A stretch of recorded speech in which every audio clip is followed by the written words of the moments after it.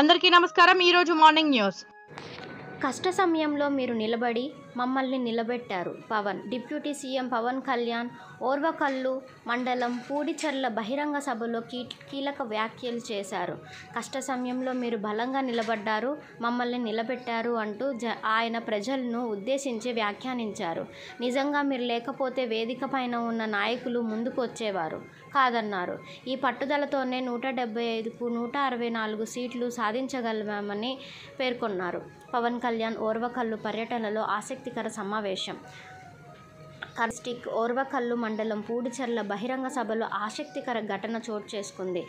Deputy CM Pawan Kalyan ఉపాధి హామీ పథకం కింద నీటి కుంట్ల నిర్మాణానికి భూమి పూజ కార్యక్రమానికి వేదికపై చేరుకోగా ఓ బుల్లోడు గబ్బర్ సింగ్ స్టైల్లో ఎర్ర టవల్తో కనిపించాడు. ఆ బుడ్డోడిని పవన్ కళ్యాణ్ దగ్గరకు పిలిపించుకొని భుజం మీద ఎత్తుకొని ముద్దాడారు. దీంతో అక్కడ ఉన్న జన సైనికులు, ప్రజలు కేరింతలు కొట్టారు. పిల్లాడిని భుజంపై కూర్చోబెట్టుకున్న Pawan. Deputy CM Pawan Kalyan Kurnool district పర్యటనలో ఆసక్తికర ఘటన జరిగింది. ఓర్వకల్లు మండలం పూడిచెర్ల బహిరంగ సభ వేదికపైకి ఆయన చేరుకోగా ఓ పిల్లాడు ఎర్ర టవల్ తలకు కట్టుకొని కనిపించాడు. దీంతో పవన్ అతనిని స్టేజిపైకి పిలిపించుకొని భుజంపై కూర్చోబెట్టుకొని ముద్దాడారు. ఈ వీడియోను జనసేన శ్రేణులు సోషల్ మీడియాలో వైరల్ చేస్తున్నాయి. సీసీ రోడ్ల నిర్మాణంలో కర్నూలు జిల్లా నెంబర్ 1 పవన్ కళ్యాణ్. సీసీ రోడ్ల నిర్మాణంలో రాష్ట్రంలోనే కర్నూలు జిల్లా ప్రథమ స్థానంలో నిలిచిందని ఓర్వకల్లు మండలం పూడిచెర్ల బహిరంగ సభలో పవన్ కళ్యాణ్ తెలిపారు.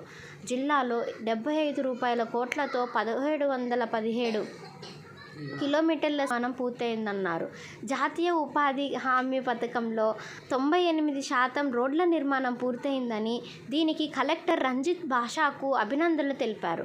అందుకే పూడిచెర్లలో నీటి కుంటల ప్రారంభోత్సవ కార్యక్రమాన్ని నిర్వహించినట్లు తెలిపారు. ఎస్సీల విషయంలో జగన్ మడమ తిప్పారు. మందకృష్ణ.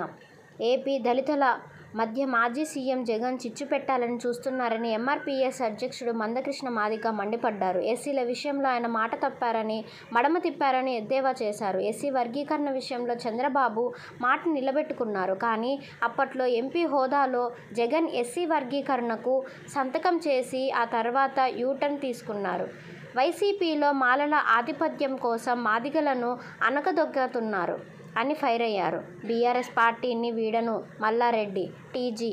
తాను కాంగ్రెస్లో చేరుతానని జరుగుతున్న ప్రచారంతో బీఆర్ఎస్ ఎమ్మెల్యే మల్లారెడ్డి స్పందించారు. తాను పార్టీని వీడట్లేదని తెలిపారు. అభివృద్ధి, మెడికల్, ఇంజనీరింగ్ సీట్ల విషయంలో సీఎం రేవంత్ రెడ్డితో చర్చించినట్లు చెప్పారు.